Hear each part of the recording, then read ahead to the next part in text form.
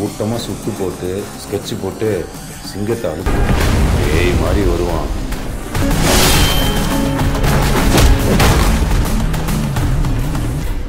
Hello বন্ধুরা, কি অবস্থা, কেমন আছেন সবাই? তো যাই হোক, ফাইনালি মুক্তি পেয়ে গেছে তামিল ইন্ডাস্ট্রির ধনুষের অ্যাকশন থ্রিলার সিনেমা রায়ান। এমন অ্যাকশন ছবি বাইরে ভাই কি বলবো।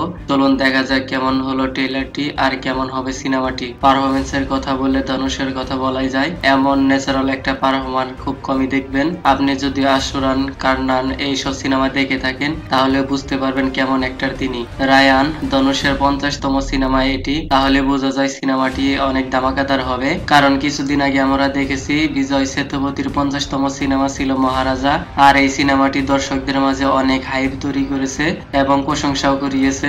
মনে হয় হাফ সেঞ্চুরি অর্থাৎ 50 নাম্বারটি অনেক লাকি। তো যাই হোক, সিনেমাটির স্টোরির দিকে ফোকাস করি। এটি একটি রিভেঞ্জ স্টোরি সিনেমা। ছোটবেলায় তাদের ফ্যামিলিকে মেরে ফেলা হয় আর তারপর বদলা নেওয়ার জন্য নিজেকে তৈরি করে, তারপরে একে একে খুনিদেরকে খুঁজে মারতে থাকে, এমনটাই দেখানো হয়েছে। আর ট্রেলারের শুরুতে এমন একটা স্টোরি বলা হয়েছে, শের মানে সিংহ আর লোকরবুক মানে হায়না। হায়না ইয়ানি ভিলেন অনেক চালাকির সাথে তার ফ্যামিলিকে মেরে ফেলে, তার বদলা নেওয়ার জন্য শের মানে রায়ান বড় হয়ে ফেরত আসে। এমন গল্পটা আমরা দ্য লায়ন কিং সিনেমাতেও দেখেছি।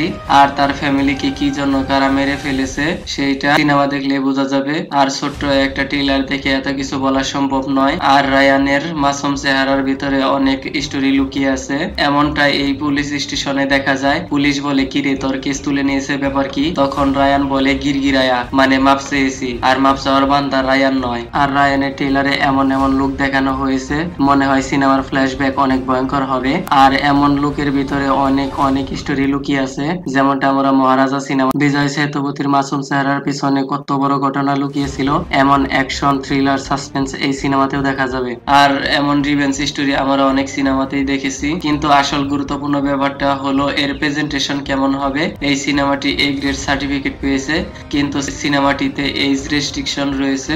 18 বছর বয়সের নিচে দেখা যাবে না, কারণ ভালগার নিউডিটি সিন আর খারাপ ল্যাঙ্গুয়েজের ব্যবহার রয়েছে। কিন্তু এই সিনেমাটির fighting sequence, casting looking super natural, আর ব্যাকগ্রাউন্ড মিউজিক অনেক ধামাকাদার।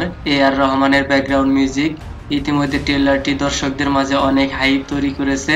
ট্রেলারটিতে বোরিং কোনো সিন নেই, এমনভাবে ট্রেলারটি উপস্থাপন করা হয়েছে যা আপনার চোখ সরাতে পারবেন না। কারণ সিনেমাটিতে সন্দীপ কিষান, তারপর প্রকাশ রাজ ছাড়া আরো অনেক বড় বড় তারকা রয়েছে, যা সিনেমাটিকে দেখার জন্য আপনার আগ্রহ আরো বহুগুণ বাড়িয়ে দিবে।